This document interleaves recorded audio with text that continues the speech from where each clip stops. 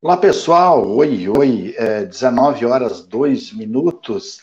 Nós vamos começar a nossa aula de Teoria Política 1, aula 7, se não estou equivocado, sobre o realismo político de Maquiavel. Eu estou conseguindo transmitir apenas pelo Facebook. Deu problema no canal, na transmissão do canal Paideia, mas mesmo assim eu baixo o vídeo aqui do Facebook, coloco no YouTube, e aí depois eu coloco lá no Moodle, que é o sistema lá que... Então, se tiver alguém nos assistindo aí, que são os nossos alunos, pode dizer boa noite aqui nos comentários, ou via Facebook, ou via Twitter. Eu acho que eu não consigo transmitir ao vivo pelo canal Paideia, que é nosso canal que comumente a gente... mas sem problema, se vocês não conseguirem acessar agora, depois pode acessar à noite, amanhã também, essa aula, ao vivo, online, né, que a gente está iniciando agora. Se tem algum colega,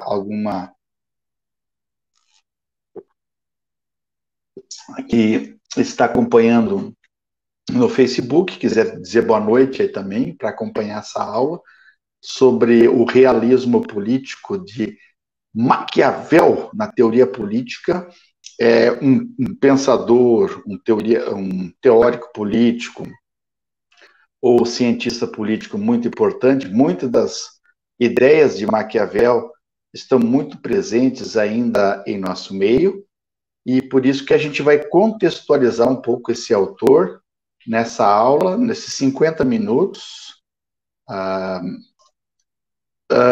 descrever um pouco a realidade histórica, principalmente do final da Idade Média e o início do Renascimento para a modernidade, a importância desse pensador para a política, para a teoria política, as principais ideias do Maquiavel com a obra O Príncipe.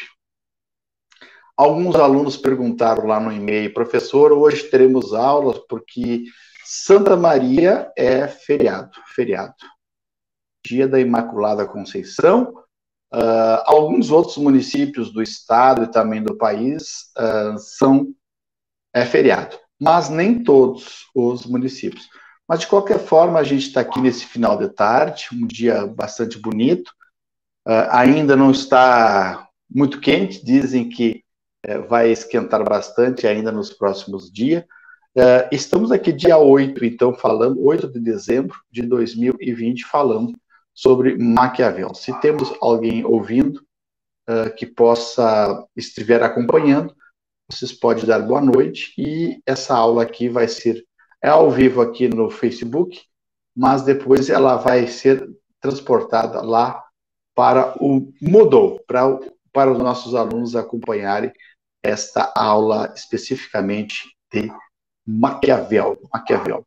Então nós vamos falar um pouco do contexto, um pouco do final, o contexto histórico, um pouco para a gente entender de onde vem esse teórico, de onde ele surgiu, a importância dele para a vida da teoria política.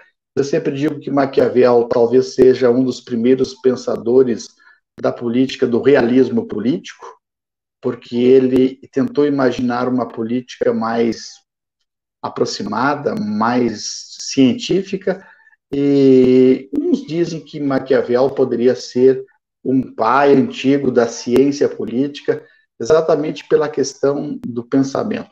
Então, eu vou mostrando algumas ideias aqui, talvez eu consiga mostrar aqui algumas imagens, principalmente aqui. Então, essa ideia do... vamos ver se eu consigo mostrar aqui uma mais aproximado. Aqui, eu acho que eu fico pequenininho.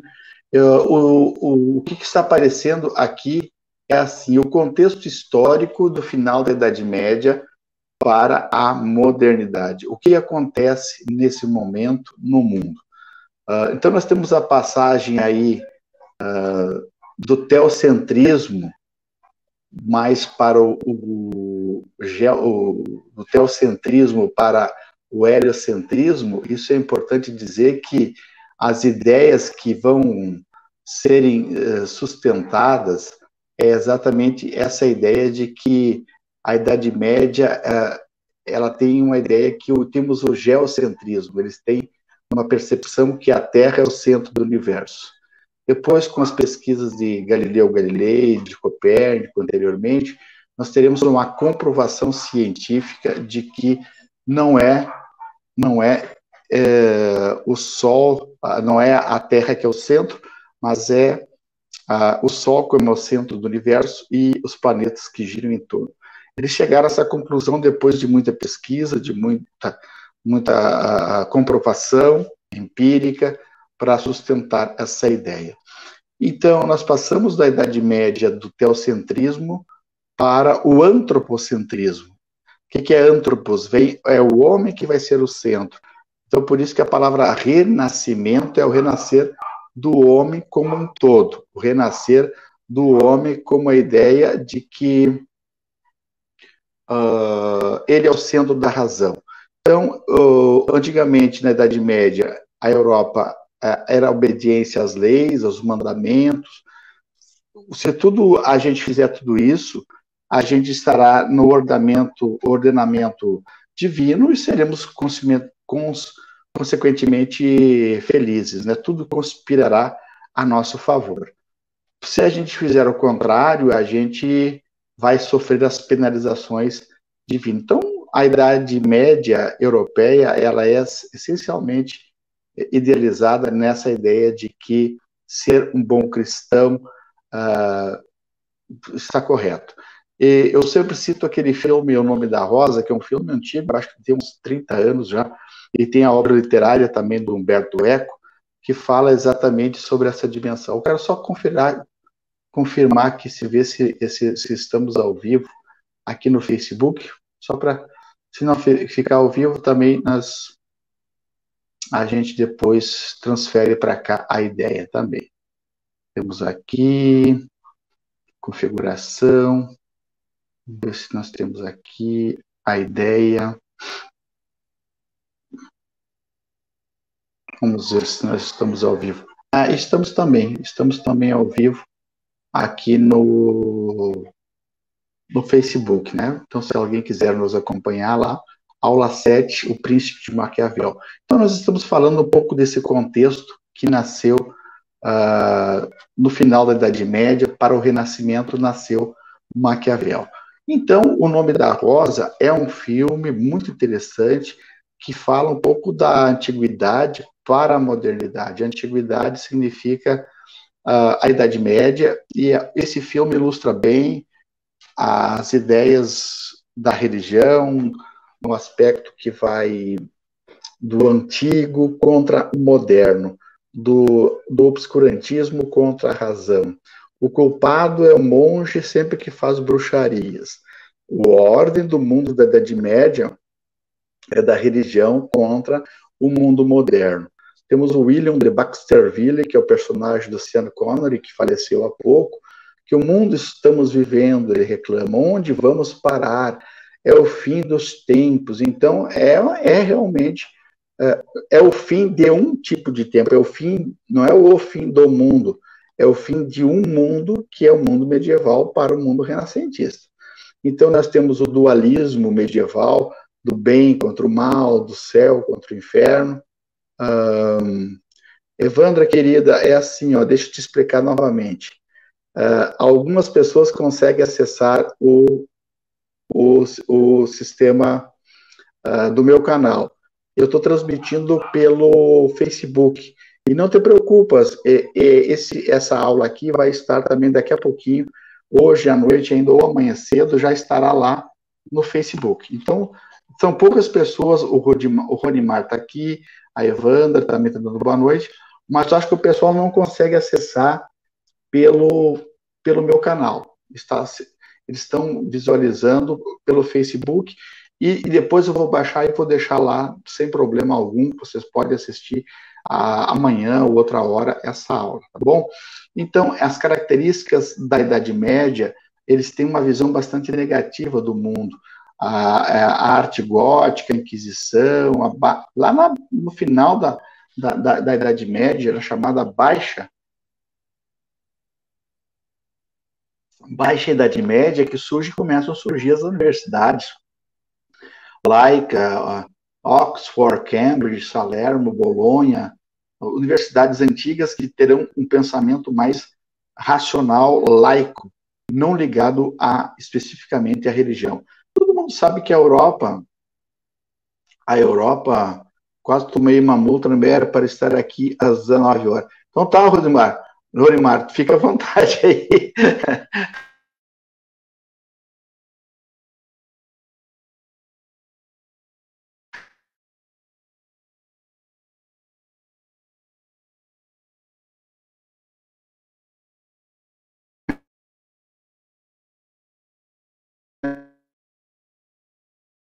Coitado, não vão ir? Estamos ao vivo. Perfeito.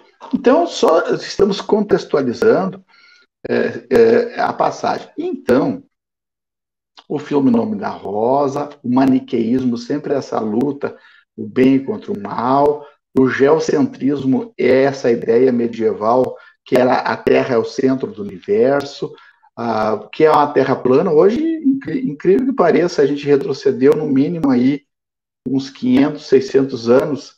Tem gente que está defendendo que a Terra é plana, o terraplanismo voltou. Vocês estão percebendo que algumas pessoas estão justificando que a Terra é plana. Então, essa ideia aí, que é uma ideia essencialmente medieval, de contra-ciência, incrível. Hoje, ao invés de a gente pensar e olhar para o futuro, a gente está olhando para trás, né, e tentando justificar aquilo que os cientistas já debateram há um tempo atrás. A Idade Média, a característica da arte é uma arte gótica, a arte gótica é pontiaguda, Notre Dame de Paris é muito essa característica de uma construção alta, quanto mais próxima, alta, mais próximas de Deus. Então a arte gótica tem essa característica, né? Notre Dame com ogivas, com vitrais que inspiravam o sagrado, é uma característica, né? Abóbodas. E também, para que não dizer que tinha esse exército mais militarizado dentro da igreja, que eles chamavam de Inquisição, para exatamente punir os hereges, aquelas pessoas que discordavam dos dogmas da igreja, eles eram punidos. Então não dava para contestar.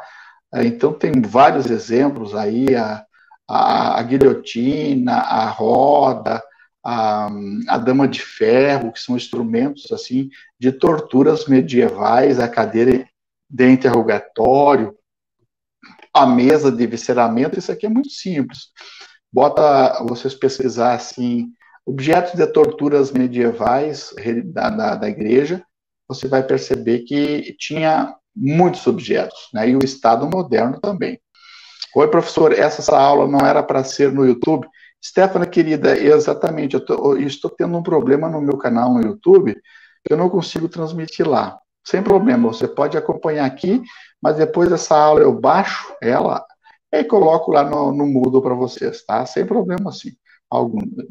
Eu baixo ela daqui e boto lá, e aí fica lá registrado, né? Sem problema. Se tu conseguires...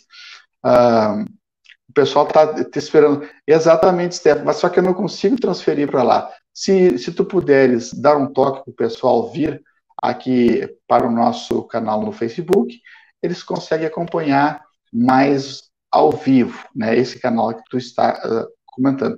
Se não, eu não consegui, de última hora, transmitir pelo meu canal, exatamente pelo problema técnico do StreamYard, que não transmitiu para o meu canal. Tá bom?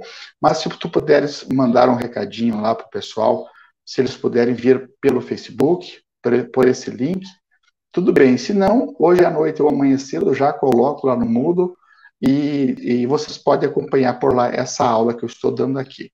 Então, eu estou falando do final, do contexto da Idade Média, para chegar ao Renascimento e para falar um pouquinho sobre o príncipe e o contexto, né? Surgimento das universidades, E aí começam as revoluções do Renascimento. Maquiavel, que nós vamos falar daqui a pouquinho, ele nasce num contexto muito importante, num contexto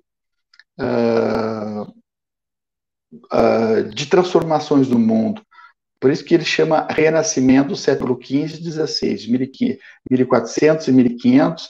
A Europa vai passar por uma revolução em diversos modelos.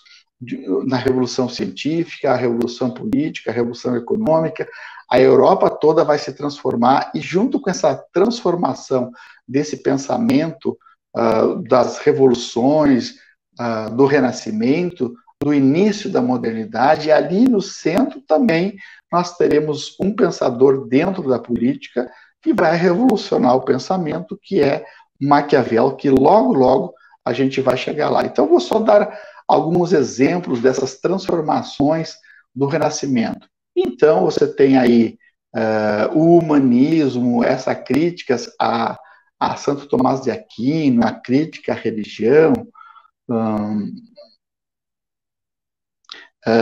nesse aspecto mais assim da laicização, Leonardo da Vinci, os pintores, os escultores, eles tendem a expressar muito o humano que existe no tudo aquilo que a Idade Média sufocou, negou, no aspecto assim mais dos valores, do aspecto mais das sensações do corpo, muito preocupado mais com o aspecto espiritual. O Renascimento e a modernidade vai, de certa maneira,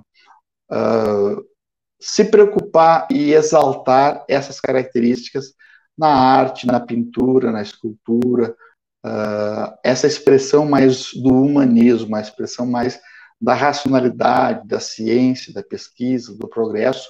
Então é um mundo assim que a gente chama mudança de paradigma. O que é um paradigma? É um modelo. É um modelo de pensar, modelo de agir. Então, num certo sentido, a Europa está se transformando. As revoluções científicas, nós temos em 1394. Te acalma um pouquinho aí, Rony. Te acalma, não é bagunça. Calma um pouquinho. Nós estamos transmitindo aqui. Eu sei que vocês estavam lá no YouTube. Tem um problema técnico, então te acalma.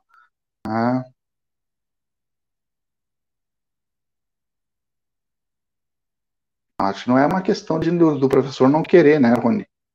Uma questão que houve um problema, a gente não está transmitindo por lá porque o professor não conseguiu. Então te acalma, respira fundo e pega a caneta e vai anotando algumas questões aí que nós estamos aqui. Se você não conseguir acompanhar por aqui, essa videoaula estará lá no Moodle daqui a pouquinho mais.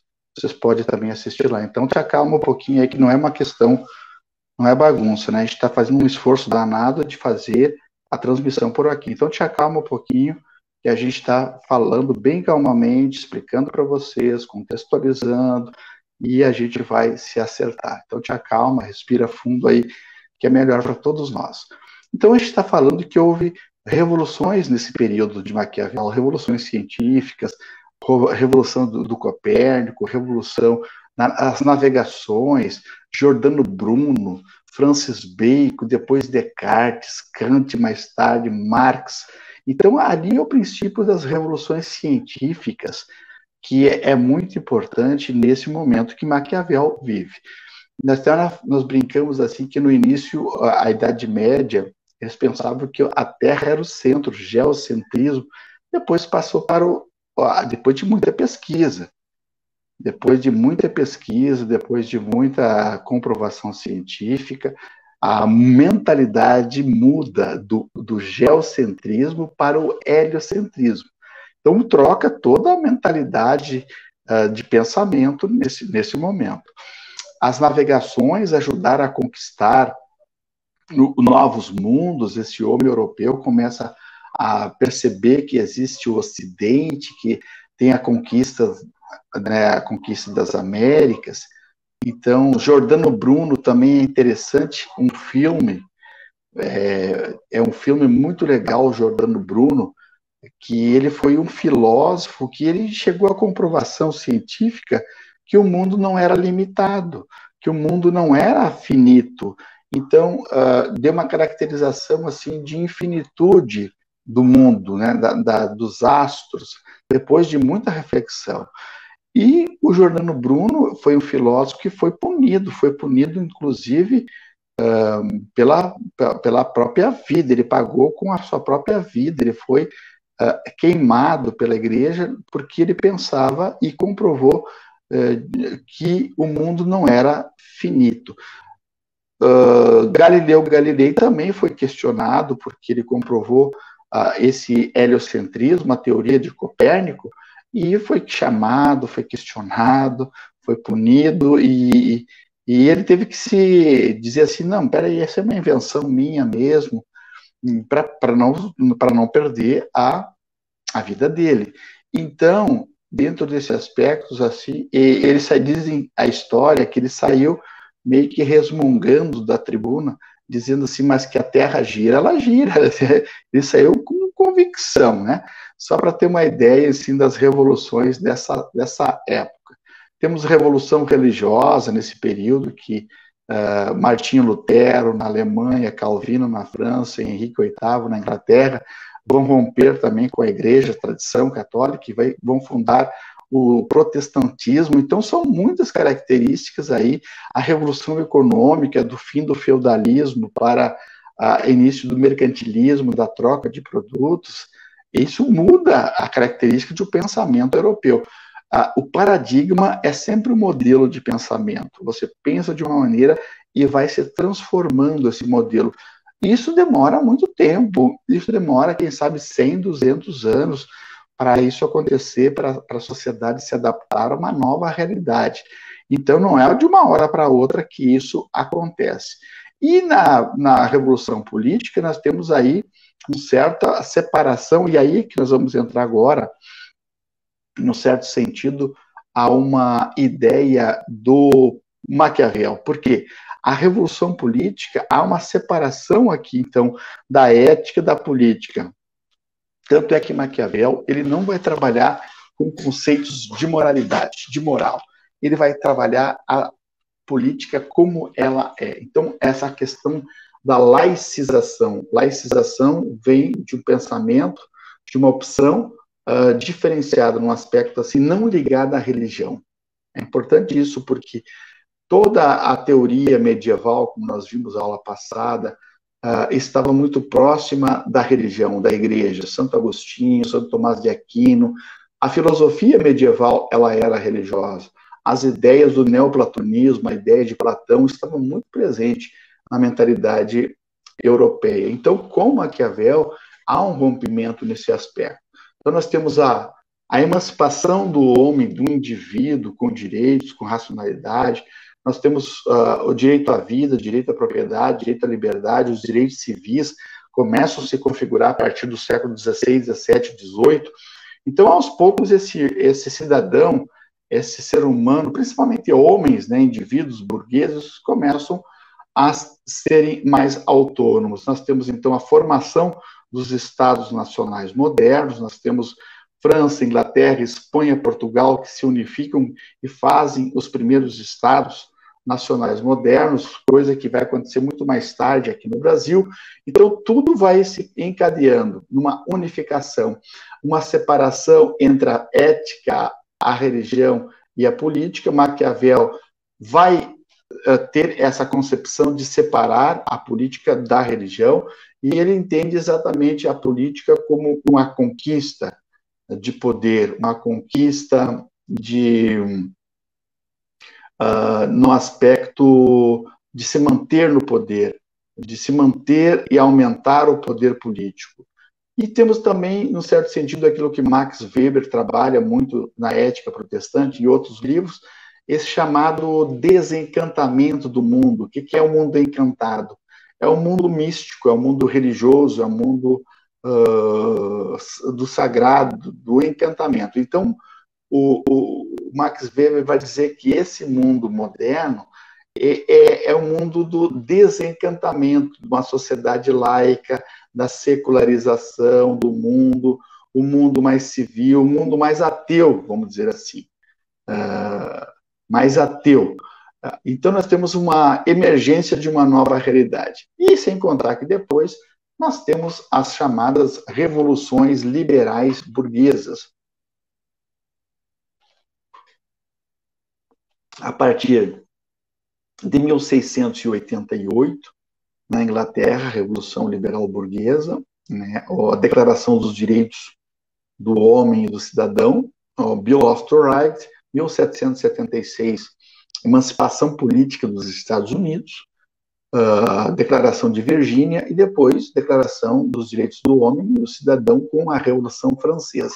Então vocês estão percebendo que esse homem renascentista, essa cultura, essa mentalidade dessa civilização renascentista moderna europeia, ela tende a se transformar, tende a ter uma visão do sagrado, do religioso, para uma visão mais laica, uma visão mais secular, que o homem começa a ser dono do seu destino, que o homem consegue, o homem quando fala também de mentalidade europeia, de ser protagonista. Então nós temos a emergência de um mundo mais racional, mais instrumental nesse período, perfeito?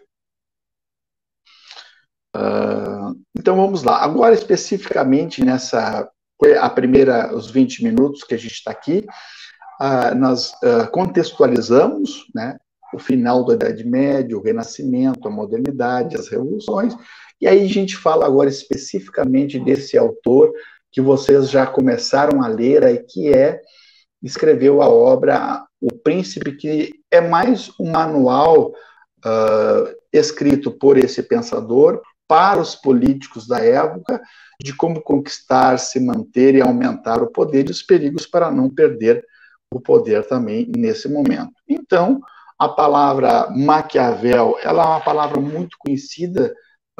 Quando a gente quer dar um adjetivo para alguém, a gente diz, mas aquela Beltrano é muito maquiavélico.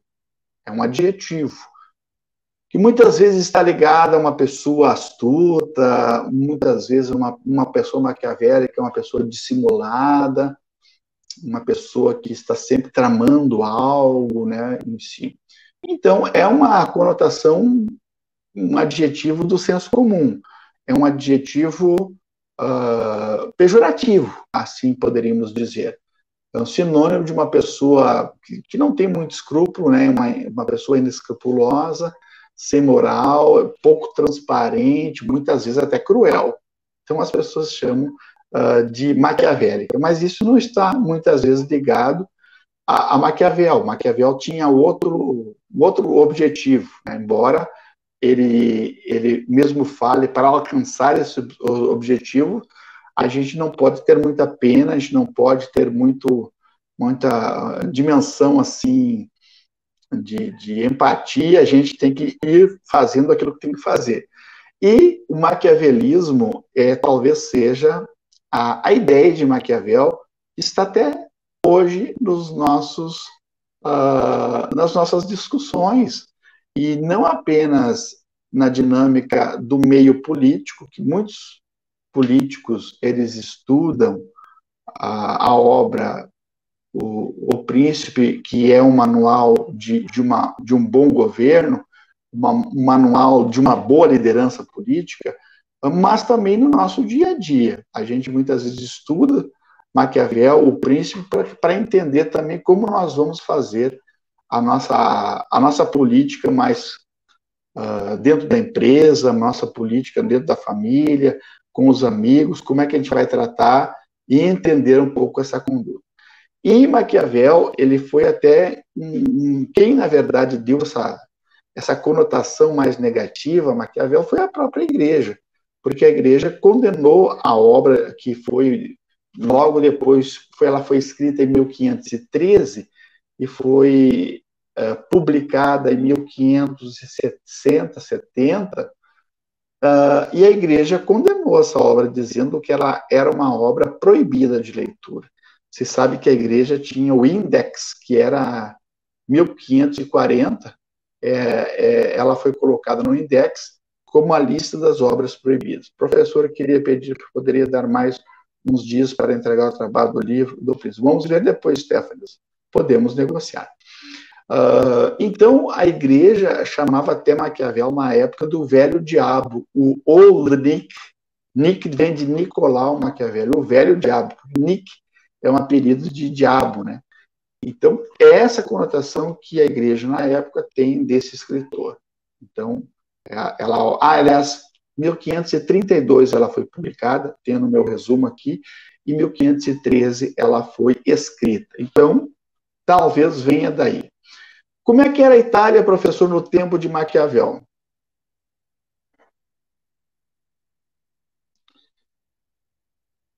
Álvaro, além de ter os outros trabalhos, vocês também têm um trabalho da teoria política, né? Então, eu sou mais um trabalho para fazer, né? Mas a gente negocia depois, né? A gente negocia. A Itália, no tempo de Maquiavel, era muito rica já.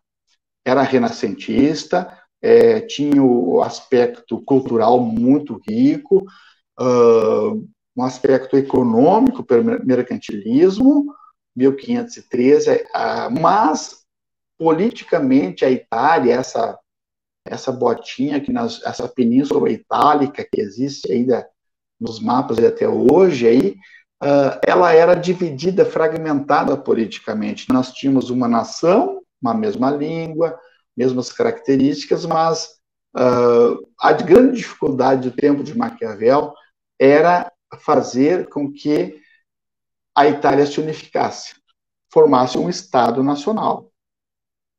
Já que a França, a Inglaterra, a Espanha, Portugal já tinham se unificado em torno de um rei, ali tinha príncipes assim da igreja, os príncipes da família dos Médicis, a família tal comandava, era feudos. E o empreendimento de Maquiavel era que todo o esforço teórico dele de escrever talvez fosse para que existisse uma pessoa, um príncipe que fosse capaz de unificar a Itália. Coisa que ele não enxergou em vida, né? Não enxergou em vida porque a Itália só se unificou como território em 1860, 70, se eu não me equivoco na data. Mas lá em 1513, Maquiavel já tinha esse sonho. É por isso que tem uma frase que é atribuída a 1870, a unificação da Itália. Tem uma frase atribuída a Maquiavel, embora ele nunca tenha citado essa frase, que é assim: os fins justificam os meios. O fim, o último objetivo final de Maquiavel, pela minha compreensão, pela minha leitura, pela minha análise, é a unificação do Estado italiano. Para isso, você pode utilizar todos os meios possíveis e impossíveis para chegar nesse objetivo. Você pode mentir, você pode trapacear, você pode até matar, você tem que ser forte, você tem que ser corajoso, você tem que ser virtuoso para poder enfrentar a barra, né? Os seres humanos, ele tem uma visão muito negativa, Maquiavel, do ser humano. Ele chama os seres humanos de ingratos, de covardes, de mentirosos. A natureza humana não muda desde o início até hoje. Então nós podemos sermos altruístas de uma certa maneira, fazer o bem, promover a ética, a justiça, mas o mesmo ser humano que faz isso pode também cometer barbarismos, pode matar, pode mentir, pode estuprar, pode roubar. Então nós temos essa dualidade dentro de nós, de Maquiavel entendia. Então muitas vezes você faz o bem, mas logo você espera a recompensa desse bem, né? Você joga essa dinâmica. Então, muito cuidado com os seres humanos, diria Maquiavel. E ele diz, se os seres humanos são assim, o político não precisa ser diferente. O político, ele pode agir dessa determinada maneira também. Então, evitar certas crueldades, mexer nas mulheres dos súditos, evitar o roubo das poupanças, né? Mas o resto pode chegar indo de sola para poder organizar o Estado. Né? Vamos ver o que o Guilherme pergunta. Se Maquiavel foi perseguido por republicanos da época. Primeiro, Maquiavel ele é um funcionário aos 27 anos, ele começa a ser um estrategista na arte da guerra, e todo mundo era estrategista, entendia de guerra naqueles momentos, porque o exército, nesse momento europeu, não era um exército sustentado pelo Estado. O exército, na época de Maquiavel, era formado de milícias. Você sabe o que são milícias? São grupos armados que defendem os interesses de uma determinada comunidade. Hoje a palavra miliciano está muito na moda. O que é o miliciano? Hoje, eles vão num determinado bairro da cidade e controlam, protegem, vendem gás, dão assistência à saúde, mas cobram uma taxa muito alta desses indivíduos. Então, no tempo de Maquiavel, existiam milícias armadas que eram contratadas pelos príncipes para combater. Então eram essas milícias. E Maquiavel, ele tem um cargo público no momento que os republicanos estão no poder. Então ele tem um cargo, ele é administrador, diz que até que ele foi junto num combate ali, que ele era estrategista de guerra. Tudo estava muito bem, tudo estava muito tranquilo na vida de Maquiavel, ele estava sendo, assim, de certa maneira, bem reconhecido, ganhando um salário legal. O que acontece? Acontece que lá no Principado de Florença que ele vive, a família Médici tomou o poder de uma forma autoritária. Os Médicis era uma família que toma o controle político e os republicanos são afastados do poder. E, como Maquiavel ele é republicano, ele foi perseguido, saiu do poder, foi demitido, e aí sobrou o ostracismo para Maquiavel, sobrou o exílio, sobrou o esquecimento. E ele vai a 6 quilômetros ali de Florença, São Cassiano, se eu não me equivoco, eles tinham uma chácara, a família de Maquiavel, que ele sempre foi um autodidata, Maquiavel, ele estudou muito os gregos, os romanos, ele era de uma família de advogados, muito simples, não tinha riqueza, mas sobrou para ele uma pequena chácara, e ali ele durante o dia diz que a história biográfica dele conta que ele ouvia as discussões nas casas comerciais, nos bolichos, jogava carta, né? Passava o tempo, mas à noite, diz a biografia dele, que ele se vestia em traje de nobre, né, e ia para a sua biblioteca e estudava muito, e é ali que ele teve a ideia de escrever essa obra De Principatus, era o nome do príncipe, ou principal, e ele começa a dedicar essa obra a quem? Não aos republicanos, mas ele dedica a obra aos Médicis. Tanto é que toda a obra que vocês pegarem aí do Maquiavel tem uma homenagem, tem uma dedicatória. O Maquiavel dedica ao Lourenço de Médici, que é o filho dos Médicis, exatamente para tentar se aproximar dos tiranos Médicis. E ele estava muito mais próximo agora dos Médicis, propriamente dos republicanos, estava quase voltando ao poder, próximo, né? E aí acontece uma outra tragédia. Agora voltam os republicanos ao poder. E Maquiavel vai ser considerado um traidor, porque ele estava mais próximo agora dos tiranos da família Médici. Então, Maquiavel ele não teve muita sorte no aspecto assim.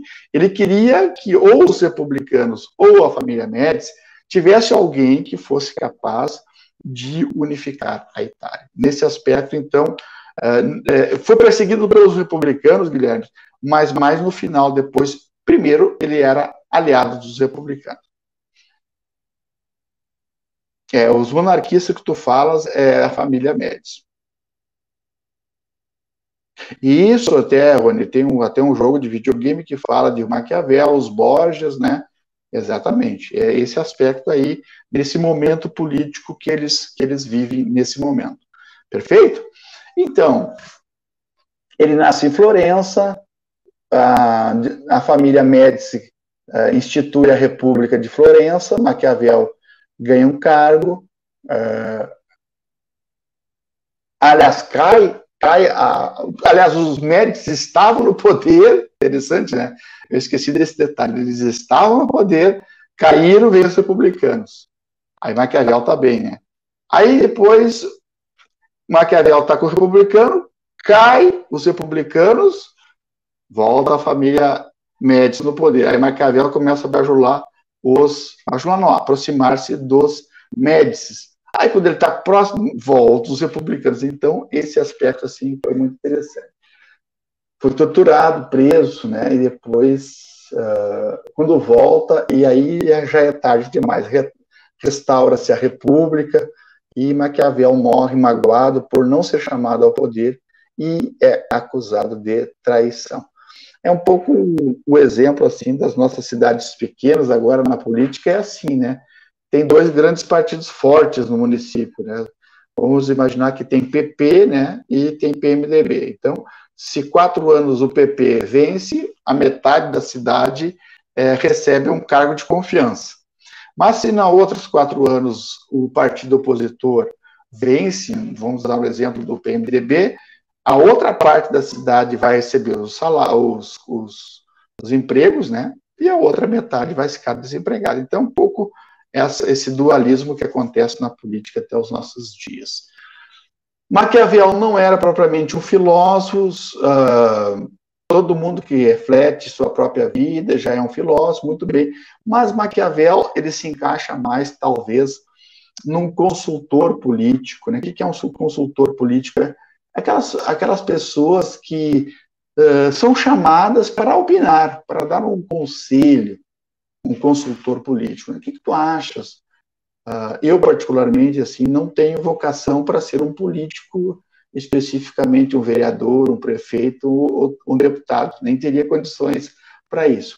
Mas muitas vezes as pessoas, eu sou um analista político, eu gosto de analisar, eu gosto da política num aspecto de ver os movimentos da política, e muitas pessoas, amigos meus que estão na política, eles de certa forma, muitas vezes perguntam, questionam, pedem conselhos de como você está entendendo o momento político da realidade, e a gente acaba, pela leitura, pela pesquisa, compreendendo e opinando, né? Então, a gente, em certo sentido, também é um consultor político, né?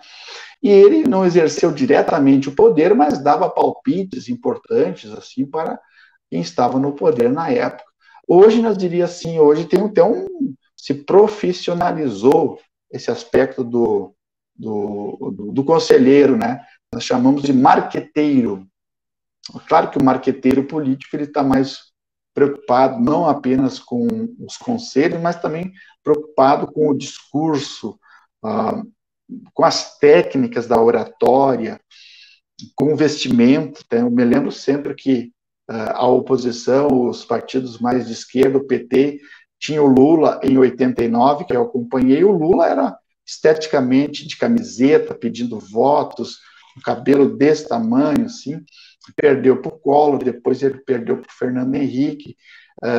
Na terceira vez da derrota, em 1998, o Lula já era bem diferente, né? O Lula aparado o cabelo, de terno Armani, tanto é que em 2002 ele venceu as eleições. Então, o marqueteiro, no certo sentido, ele cuida da aparência, cuida também do aspecto do discurso, né? Da forma de falar, das técnicas. Então, Maquiavel, dentro desse sentido, poderia ser um aspecto de marqueteiro. Ele era um autodidata, como eu falei, autodidata, ele pesquisa, estuda, né? Ele foi um homem público, chanceler, e ele era, como eu falei, um conhecedor, um leitor assíduo da filosofia clássica, dos gregos e dos romanos, né? Então, ele estudou por si só. E a obra, né, de Maquiavel, eu já falei, o nome não é O Príncipe do Filho do Rei, né? O primeiro título que ele recebeu foi De Principato, significa o principal, aquele que está no poder. Já disse que foi escrito em 1513, dedicou à família dos Médicis, foi publicado em 1532.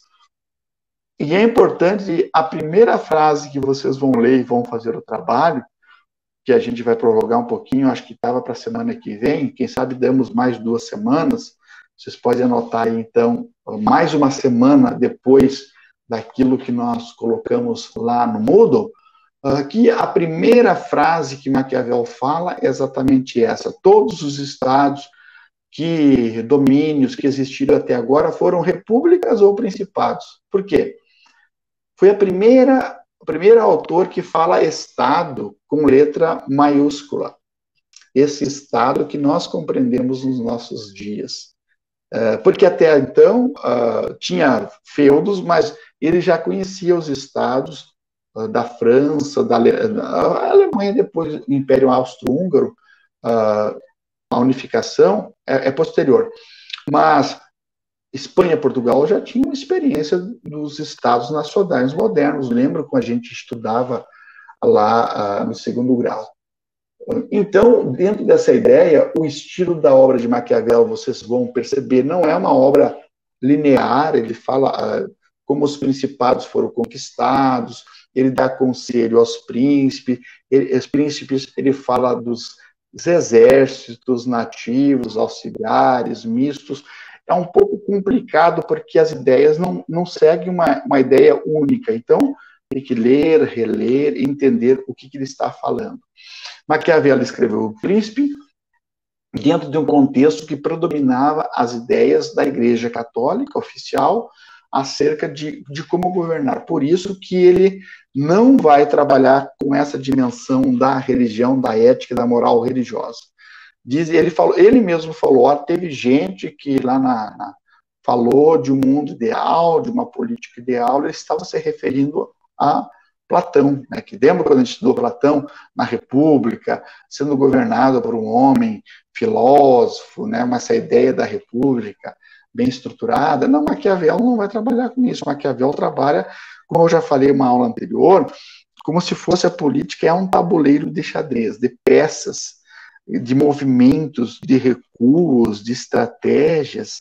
Muitas vezes você perde uma peça, bom, mas se eu não consigo vencer o meu oponente, eu me junto a ele, eu recuo, eu exponho. Então, essa ideia de Maquiavel, que ele está pensando a política de uma forma muito bem racionalizada, né?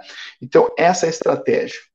Ele diz que a natureza humana é, de uma certa maneira, egoísta. Ele se contrapõe àquela tese, lembro do Aristóteles, que dizia que o homem é sociável por natureza, vive em sociedade, em harmonia. Não. Maquiavel, depois Thomas Hobbes, quando nós vamos estudar na aula que vem, nas outras, ele vai falar essa ideia de que, num certo sentido, o homem é egoísta, o homem ele faz o bem, mas quer o retorno, e é movido por desejos, é movido... Quando eu falo homem, vocês me entendem, né? É a natureza humana, né? Paixões seriam os mesmos em todas as cidades, em todas as épocas, em todos os povos. Nós temos as mesmas características, né? Quem observa os fatos também do passado pode prever o futuro em qualquer república, porque não vai mudar muito. Professor, mas essa obra de Maquiavel é lá de 1513. Olha, a conduta humana não mudou de 1513 para hoje, de 500 anos que se passaram. Nós somos os mesmos e vivemos como os nossos pais, como dizia a música, né, cantada pela Elis Regina. Não mudamos, né, não mudamos muito. O Maquiavel, o método dele, por isso que aqui é uma característica mais de cientista político, o método dele é observar, direta e indiretamente, e também feita de contatos, falas e leituras. Então, são 3 métodos aqui que a ciência política utiliza: observação direta, pesquisa, entrevistas, análise de dados. Por exemplo, agora, o que faz os cientistas políticos mais hard? Eles pegam todos esses votos das últimas eleições, de 2 semanas atrás, eles fazem comparações, eles fazem gráficos, é um trabalho hercúleo, difícil para ver quem aumentou, quem perdeu, o comportamento eleitoral, de votos, a força política do país. Então, esse é um trabalho meticuloso que o cientista político faz. Por isso que nós falamos aqui, os comentadores dizem que ele é mais ou menos um fundador da ciência política, diferentemente lá do Platão, Agostinho, que tem uma visão bastante idealista. Vamos ver. Matheus, o que diz? Pensei na mesma frase da Liz. Ah, é verdade, Matheus. É um pouco isso, né, Matheus? Essa ideia, assim, de somos os mesmos e pensamos um pouco como os nossos pais, avós, né? Então, Maquiavel, ele tem essa dimensão de ser um pouco crítico a essa ideologia do idealismo da política, né? Olha o que ele escreveu no Príncipe, né? Vocês vão estudar e ler e fazer esse vídeo, e vai aparecer essa frase lá, abre aspas, todavia, como é meu intento escrever coisa útil para os que se interessam, pareceu-me mais conveniente procurar o quê? A verdade pelo efeito das coisas, do que pelo que delas se possa imaginar. Pelo efeito, né? A partir de um ato, a partir de uma eleição, a partir de um poder, eu vou analisar esse fato objetivo e concreto. Não que eu possa estar imaginando a partir, mas é legal, agora nós teremos uma pessoa, né, com essas características. Não, é real, é concreto. Então, eu já falei que a visão dele sobre a natureza humana é bastante pessimista. Fazemos tudo dizer pela glória, pela riqueza, pelo aplauso.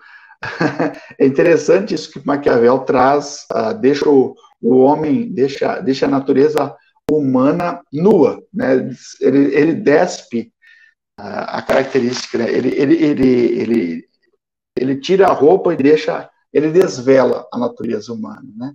Somos ambiciosos, só recuamos da prática do mal quando somos coagidos pela força da lei. Isso também é uma ideia que vai aparecer mais à frente, uns 180 anos depois de Maquiavel, com o Thomas Hobbes. Se deixar o ser humano, ele age pela violência, pela força, pelo desejo de poder, ele mata, estupra, rouba. No intuito, só nós recuamos porque temos uma força coercitiva ou coerciva que advém do Estado, que emprega uma violência institucionalizada que faz com que nós recuamos. Diz ele, abre aspas, os homens são ingratos, volúveis, simuladores, covardes, ambiciosos de dinheiro, e enquanto lhes fizerem o bem, todos estão contigo. Oferece-te o sangue, os bens, eu morro por ti, como se disse acima, desde que a necessidade esteja longe de ti. Mas quando ela se avizinha, voltam-se para outra parte. A gente vê muito bem, né? Quando um candidato está muito bem na política, venceu no primeiro turno, você tem 15 partidos apoiando, 700 pessoas, ele vai ganhar, estamos contigo, todo mundo subindo no ônibus, apoiando. Rapaz, e o outro candidato que está atrás, pouca gente. De repente, aquele que estava sendo, vamos dizer assim, sendo o escolhido, perde. Nossa, ele fica solitário. E aquele que o opositor que ia perder e venceu, todo mundo corre e começa a bajular quem está no poder. Então, essa é uma característica muito própria do ser humano. O homem é um ser desejante, o homem, se eu tenho A, eu quero B, estamos sempre insatisfeitos. Eu gosto muito do professor Clóvis de Barros Filho, que é um professor muito famoso no Brasil, tem vídeos reconhecidos assim na mídia nacional. Ele fala que tem uma música antiga, que o homem é o contrário dessa música. Vocês o pai e a mãe de vocês devem saber, vocês até podem botar. Tem uma música que diz assim: eu queria ter na vida simplesmente um lugar de mato verde para plantar e para colher, ter uma casinha branca de varanda, um quintal, uma janela, só para ver o sol nascer. Será que o ser humano é isso mesmo? Diz o contrário, muito pelo contrário. Quem é que vai se contentar com uma casinha branca de varanda, um quintal, uma janela, só para ver o sol nascer? Se nós olharmos, quem fez essa música tem uma visão bastante romântica do ser humano. O homem não é isso, o homem é desejo, o homem é conquista. Você conquistou isso, você já está olhando para aquilo. Então, é essa a questão, né? Então, Maquiavel tem essa visão de o ser humano ser desejante. Outro aspecto que vocês vão ver lá no livro, que é a virtude e a fortuna. Virtude não é virtude religiosa, não está ligada a uma pessoa ser virtuosa. Virtude significa aquele esforço, aquele treinamento, aquela destreza, aquela capacidade que tu tens de conquistar e avançar. É um ímpeto, é desejo. Isso advém de um grande esforço. E a fortuna está ligada à sorte. Então, você tem que ter uma conjunção de fatores que te levam à virtude e à fortuna. Por exemplo, você está estudando aqui, está lendo. Quantos de vocês têm um trabalho, têm uma dedicação, têm uma família, e ainda em momentos vagos, você tem um curso, você tem uma leitura a fazer. Isso vai capacitar vocês uma certa instrumentalização para entender a realidade política, social, da antropologia, da sociologia. Mas isso vem com muito esforço, com muito treinamento. Então, para ser um político também, você tem que ter estratégia, você tem que ter uma liderança, você tem que ter um esforço, uma disciplina. Claro, e não há certos aspectos assim, negligenciar a sorte, mas tem gente que conta só com a sorte, muitas vezes ela não pode resolver tudo, né? Então a virtude, ela é mais ligada à capacidade de ação do que propriamente de agir, de habilidade, muitas vezes, e claro, se a gente está no momento certo, na hora certa, a gente pode ser beneficiado pela sorte, pela deusa fortuna. Então, ele fala muito dos exércitos, o ideal é ter um exército nativo, ele rompe entre a ética e a política. Então, muitas máximas que Maquiavel fala existem hoje na política, que a aula que vem, quem sabe a gente trabalha um pouquinho mais essa dimensão de contextualização das ideias mais pontuais da política que são utilizadas nos nossos dias. Na verdade, são conselhos políticos, né, que Maquiavel vai passar para a gente. Perfeito?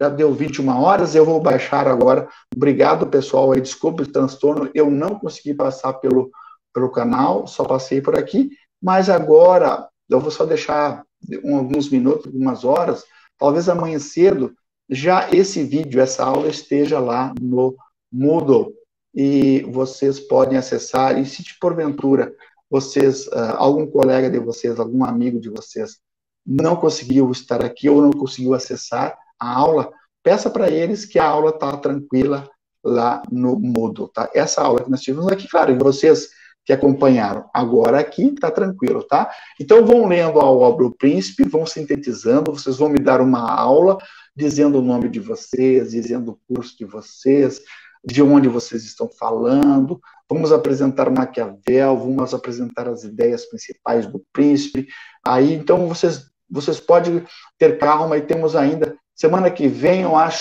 eu dei, se eu não me engano, coloco mais uma semana depois, tá, daquilo. Se vocês têm alguma pergunta aí, vocês podem colocar para a gente aqui, e eu vou ver se semana que vem eu não conseguir. Eu coloco hoje, aliás, foi hoje de manhã que eu tentei acessar e eu não consegui acessar o canal, e, aliás, não consegui transmitir pelo StreamYard no canal, só pelo Facebook, mas aí eu deixo um recadinho para vocês lá, para vocês não ficarem perdidos nesse momento, tá bom? Vão lendo o Príncipe, vão sintetizando, vão lendo comentadores, para vocês se interagir, e como vocês vão montar uma aula também para os meninos, para os meninos que logo vocês serão professores, e falar de Maquiavel, vocês têm que ter um resumo, uma aula que vocês vão gravar, tá bom? O pessoal falou que vai ser véspera de Natal. Para entregar? Vamos ver uma coisa aqui. É dia 8 hoje? Não tem problema, ó. Eu acho que nós marcamos para o dia 15, se eu não me equivoco. Vocês podem entregar até o dia 22, tá? Eu acho que é isso. Dúvida?